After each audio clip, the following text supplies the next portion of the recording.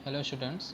जैसा कि आपने लास्ट सैटरडे की वीडियो में देखा था कि हम टोटल व्यावसायिक संगठन के बारे में बात करते हुए चल रहे हैं।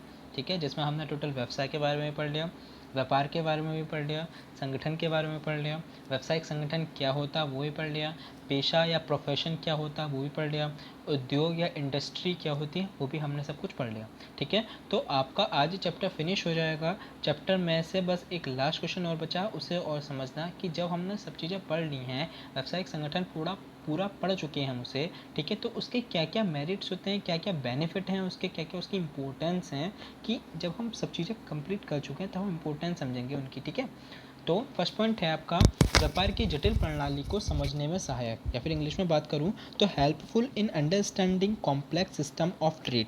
ठीक है, कि व्यापारिक संगठन क्यों यूज़ करा जाता है, आपको भी पता है कि व्यापारिक संगठन का मतलब क्या है कि व्यापार करेंगे और संगठन में होके करेंगे। मतलब क्या, जितनी भी हमें प्रॉब्लम्स होंगी वो हम सब जब हम सब लोग मिलकर आपस में फेस करेंगे तो क्या होगी, जो भी अपने कोई जटिल से जटिल प्रणाली आ जाए, चाहे कितने से कितनी खतरनाक प्रॉब्लम आ जाए या कॉम्प्लेक्स सिस्टम आ जाए कितना ही, लेकिन हम उसे आसानी से समझ लेंगे उस चीज़ को। ठीक है, तो क्या होती है, मतलब helpful in understanding complex system of trade.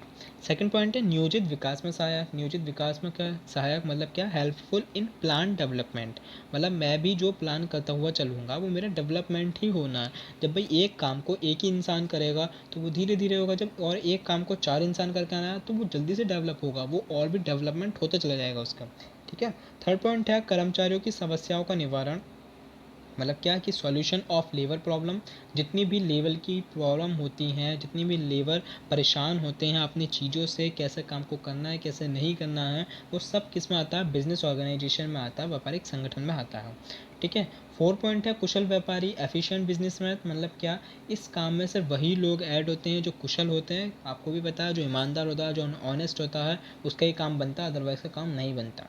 Fifth point है आपका आर्थिक समस्याओं का निवारण। आर्थिक समस्याएं क्या, कि जितनी भी आर्थिक समस्या हमारी खुद की समस्याएं होती हैं, हमारे व्यापार से रिलेटेड कोई भी संबंधी समस्या होती हैं, ठीक है, तो वो उनका निवारण आसानी से हो जाता है, क्योंकि जब हम बहुत सारे लोग आपस में बैठ के काम करेंगे, एक संगठन में होकर काम करेंगे, तो वो सॉल्यूशन बहुत जल्दी निकाल लेंगे। मतलब क्या, सॉल्यूशन ऑफ इकोनॉमिक प्रॉब्लम जो है वो आपकी बहुत कम हो जाएगी। ठीक है, सिक्स पॉइंट है चारित्रिक एवं नैतिक मनोबल ऊंचा उठाने के लिए।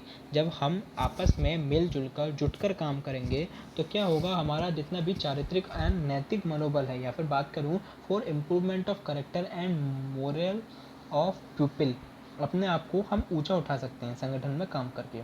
ठीक है, सेवन पॉइंट है रहन सहन का स्तर उन्नत करने के लिए। मतलब क्या, to raise the standard of living. जब हम व्यापारिक संगठन में एकजुट होकर काम करेंगे, जब एकजुट होकर सब लोग मिलकर काम करेंगे तो हमारा व्यापार भी बड़ा होगा, हमारा बिजनेस भी बड़ा होगा, और जैसे जैसे बिजनेस बड़ा होता चला जाएगा हमारा क्या, रहन सहन का स्तर उतना ही उन्नत होता चला जाएगा, या फिर स्टैंडर्ड लिविंग में हम सब लोग आने लगेंगे। ठीक है, एट पॉइंट है आपका लाभ को अधिकतम करने के लिए to maximum the profit, to maximize the profit. मतलब क्या, कि व्यापारिक संगठन क्यों होता है। अभी देखो, एक नॉर्मल दुकानदार भी तो काम कमाता है, पैसा कमाता है, बस फ़र्क क्या होता है, वो कम कमाता है। लेकिन एक मैं बहुत बड़ी दुकान की बात करूँ, उसमें 3-4 लोगों ने पैसा लगाया, आपने उसमें पार्टनरशिप करी हुई है, तो उसमें पैसा भी ज़्यादा है, क्योंकि जब ज़्यादा जगह होगी, ज़्यादा कस्टमर आएंगे उसमें, तो पैसा भी ज़्यादा होगा। ठीक है, तो लाभ को अधिकतम करने के लिए क्यों करा जाता है, व्यापारिक संगठन यूज़ करा जाता है। ठीक है, नाइन है आपका अनियमितताओं को रोकने में सहायक। जितनी भी अनियमितताएं होती हैं, टू प्रिवेंट इरेगुलरिटीज़, जितनी भी जो ऊपर से अचानक से लोड होता है, अगर कोई सिंगल पर्सन पर लोड पड़ेगा तो ज़्यादा होगा, लेकिन अगर कुछ वही लोड 4 पर्सन पर होगा तो धीरे धीरे रिस्क लेकर अपने आप को काम कर सकते हैं, अनियमितताओं को रोक सकते हैं। ठीक, लास्ट आपका अन्य लाभ। अन्य लाभ में जो आपको सुटेबल लगे वो आप इसमें डाल सकते हैं। Clear point. ठीक है, तो ये हमारा चैप्टर यहाँ पर क्लोज हो चुका है। इसके बाद हम जो नेक्स्ट चैप्टर है वो पढ़ेंगे कि नेक्स्ट चैप्टर हमारा कौन सा है। ठीक है, बात चली थी नेक्स्ट चैप्टर की, तो चैप्टर थर्ड है हमारा व्यापार की स्थापना। इंग्लिश में बात करूँ तो एस्टेब्लिशमेंट ऑफ बिजनेस। ठीक है, कि एस्टेब्लिशमेंट ऑफ बिजनेस का मतलब क्या है, कि जब भी मैं कोई व्यापार प्रारंभ करूँगा या स्टार्ट करूँगा तो मुझे क्या क्या बातें अपने दिमाग में सोचनी है। जब आप एक मॉर्निंग में, आपका एक दिन टेस्ट है, ठीक है, उससे एक दिन रात को पहले, या फिर कुछ बच्चे सुबह को पहले सोचते हैं हाँ मैंने पेन रख ली, किट रख ली, स्केल रखी, एडमिट कार्ड रखा नहीं रखा, ठीक, कैसे करूँगा मैं, क्या करूँगा मैं, अगर वो क्वेश्चन आ जाए तो सही होगा या नहीं होगा करना। ठीक है, काश ये क्वेश्चन आ जाए। तो ऐसे ही जब हम व्यापार प्रारंभ करते हैं, कोई भी बिज़नेस स्टार्ट करते हैं, तो उससे पहले हम अपना माइंड में क्या-क्या कैलकुलेशन लगाते हैं, क्या-क्या हम सोचते हैं और कैसे-कैसे उस काम को करना है वो हम कैसे सोचते हैं, ठीक है। तो फर्स्ट ही क्वेश्चन है, एक ही क्वेश्चन है इस पूरे चैप्टर में से, ठीक। क्वेश्चन क्या है कि व्यापार की स्थापना से पूर्व विचारणीय बातें या फिर factors to be taken into consideration before establishing a new business, ठीक है। तो व्यापार की स्थापना से कि व्यापार जब भी मैं स्टार्ट करूँगा तो उससे पहले मैं अपने माइंड में क्या क्या सोचूंगा। फर्स्ट पॉइंट आता है आपका व्यवसाय का चुनाव, सिलेक्शन ऑफ ट्रेड, ठीक। व्यवसाय का चुनाव क्या है कि मेरा व्यवसाय कैसा होना चाहिए, मैं किस तरीके का व्यवसाय करना चाहता हूँ। किसी का इंटरेस्ट अगर नॉर्मल गारमेंट्स में है तो गारमेंट्स का बिज़नेस करेगा, किसी का ज्वेलरी में है तो ज्वेलरी में बिज़नेस करेगा, किसी का शेयर मार्केट में पैसा लगाना तो वो शेयर मार्केट में पैसा लगाएगा, किसी को अपनी फर्म खोलनी है तो अपने फर्म में पैसा लगाना। तो व्यवसाय का चुनाव कि मेरा सिलेक्शन ऑफ ट्रेड में कैसा करूँ अपने व्यवसाय को, ठीक है। उसके बाद आता है, इसी में मैंने पॉइंट दिए हैं 5 पॉइंट की व्यक्तिगत रुचि, कि व्यक्ति किस चीज़ में रुचि रखता है, जो चीज़ में रुचि रखता है, जो चीज़ का उसका टेस्ट हो वही काम को यूज़ करना चाहिए, ठीक। सेकंड पॉइंट दिया मैंने इसमें योग्यता, योग्यता मतलब एबिलिटी, वो किस काम के लिए योग्य है। अगर पढ़ा लिखा इंसान है तो ऐसा तो नहीं है पढ़ा हुआ लिखा हुआ इंसान है वो भी छोटी सी दुकान खोल के बैठ जाएगा, किसी चीज़ की नहीं खोलेगा, वो अपना एक बिजनेस करेगा, वो अपनी फर्म में करेगा, उसके पास पैसा है तो पैसा इन्वेस्ट करके कुछ काम करेगा, ठीक है। तो वो किस चीज़ के लिए एबल है वो सोचेगा। थर्ड पॉइंट है पर्याप्त पूंजी, इंग्लिश में बात करूँ तो सफिशिएंट कैपिटल, क्या उसके पास पूरा पैसा है या नहीं है। अगर पैसा है तो क्या करेगा, थोड़ा बड़ा बिजनेस करेगा, पैसा नहीं है तो नहीं करेगा, और थोड़ा कम है तो अभी थोड़े में काम चलाएगा, मतलब क्या छोटा बिजनेस कर लेगा। 4 पॉइंट है क्षेत्र या स्कोप, कि उसका क्षेत्र क्या है, मतलब उसका व्यवसाय का क्षेत्र क्या है, बड़ा है छोटा है, बिजनेस का आकार क्या है उसका, बड़ा है या छोटा। फिफ्थ पॉइंट है आपका लाभ या जोखिम, प्रॉफिट एंड रिस्क, कि अगर मैं ये काम करूँगा तो मुझे लाभ मिलेगा या नहीं मिलेगा, ठीक है। कितना जोखिम रहेगा इस काम को करने में, कितना रिस्क एबल करना पड़ेगा, कितना रिस्क बियर करना पड़ेगा मुझे, ठीक है। तो वो चीज़ें मैं अपने माइंड में पहले ही सोच के रखता हूँ। Clear point. ऐसे ही सेकंड पॉइंट दिया है प्रारंभिक अनुसंधान या फिर पर्सनल इन्वेस्टिगेशन।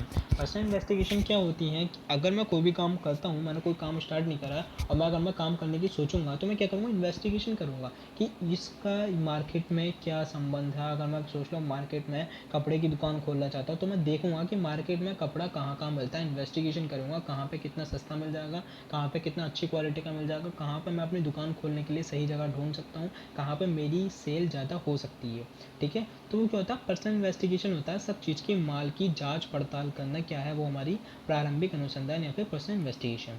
थर्ड पॉइंट है आपका व्यावसायिक संगठन का स्वरूप, मतलब क्या, जो अगर व्यावसायिक संगठन है, अगर मैं बड़ा बिजनेस कर रहा हूँ तो उसका क्या स्वरूप होना चाहिए। देखो छोटा बिजनेस करूँगा तो मुश्किल से 1 या 2 लोग होने चाहिए, लेकिन अगर मैं बड़ा बिजनेस करूँगा तो उसमें कम से कम नहीं तो 10 से 15, 10 से तो एबव होनी चाहिए, ठीक है। तो उसका स्वरूप क्या होना चाहिए, मतलब फर्स्ट पॉइंट में बात करूँ एकल व्यापार।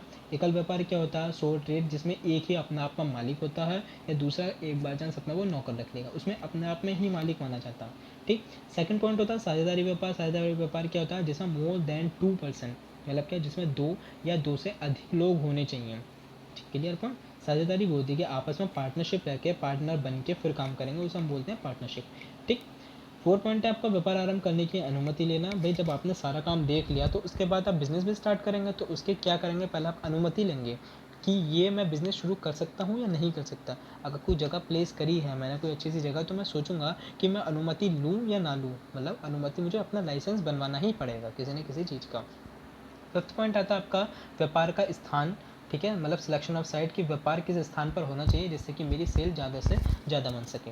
सिक्स पॉइंट आपका व्यवसाय का आकार। व्यवसाय का आकार क्या है, बड़ा है छोटा है, मतलब क्या छोटी जगह में काम चल जाएगा या फिर बहुत बड़ी जगह में काम चलेगा, उसका कितना क्षेत्र फैला हुआ, कितना उसका स्कोप है। 7 पॉइंट है कार्यालय का संगठन, कि कार्यालय कैसे बनेगा, ऑफिस का ऑर्गेनाइजेशन कैसे होगा, ऑफिस बनेगा या नहीं भी बनेगा, ठीक है। तो वो भी हमें इस चीज़ में क्लियर करनी पड़ती है। 8 पॉइंट है कर्मचारियों का चुनाव, सिलेक्शन ऑफ स्टाफ। अगर मैं बहुत बड़ा बिजनेस कर रहा हूँ उसमें मुझे कैसे कर्मचारी चाहिए, भाई बड़ा बिजनेस कर रहा हूँ, एक स्टैंडर्ड बिजनेस कर रहा हूँ तो पढ़े लिखे कर्मचारी चाहिए मुझे। अगर मैं नॉर्मल फर्म की बात कर रहा हूँ कि मैं फर्म खोल रहा हूँ तो उसमें ज़्यादा मजदूर जो होते हैं वो पढ़े लिखे तो नहीं होते, वो नॉर्मल होते हैं, ठीक है। तो कर्मचारियों का चुनाव किसके लिए, मतलब जो जिस काम के लिए योग्य है, जो जिस काम के लिए एबल है उसे ही चुना जाएगा यहाँ पर, ठीक है। 9 पॉइंट है आपका क्रय नीति, इंग्लिश में बात करूँ तो परचेज पॉलिसी, कि आपको क्रय नीति क्या है, आप जब माल खरीदते हो तो उसकी क्या सिस्टम है, आप कैसे माल खरीदते हो, किस तरीके से माल खरीदते हो या कैसे कस्टमर को डील करते हो। ठीक। ऐसा ही सेम पॉइंट आता है विक्रय नीति 10 पॉइंट बात करूँ या सेल पॉलिसी कि जब आप माल बेचते हो तो आप कैसे माल बेचते हो। एक दुकानदार में एक टैलेंट होता है इस चीज़ को कि अगर उसकी दुकान में कोई भी माल रुका हुआ है तो वो अपने माल को कैसे जल्दी से जल्दी निकाल सके या अपने कस्टमर को कैसे डील कर सके। ठीक है, वो आता है हमारा विक्रय नीति में। 11 पॉइंट है लास्ट हमारा कुशल प्रबंध व्यवस्था या फिर इंग्लिश में बात करूँ एफिशिएंट मैनेजमेंट, कि हमारे पास एक जो मैनेजमेंट होता है, जो हमारे पास एक ग्रुप होता है, वो मैनेजमेंट हमारा अच्छा होना चाहिए कि कोई भी लोग आता है तो वो हमारी तरफ अट्रैक्टिव रहे, अट्रैक्शन रहे और हम उससे बहुत अच्छे से बात करें। जैसे क्या होता है कि जो भी हमारी दुकान पर चढ़ता है वो हमारा मालिक हो जाता है। ठीक है, जब हम वो मालिक हो जाता है और हम नौकर हो जाते हैं, और नौकर जब मालिक को खुश कर देता है तो मालिक खुश हो गया, अच्छे से अच्छी सारी चीज़ें लेके जाता है। तो मतलब क्या कि एफिशिएंट मैनेजमेंट होना चाहिए वहाँ पे, अच्छे से बातचीत करने का ढंग होना चाहिए सभी लोगों में। ठीक है, तो ये आपके टोटल 11 पॉइंट थे चैप्टर में। चैप्टर आज फिनिश हो चुका है, चैप्टर 3 भी। ठीक है, टोटल 11 पॉइंट समझ लेना, एक बार वीडियो को एक एक चीज़ करके नोट कर लेना सारी चीज़ें, और अगर नहीं आता है समझ में तो मुझे कमेंट बॉक्स में मैसेज करना। ओके।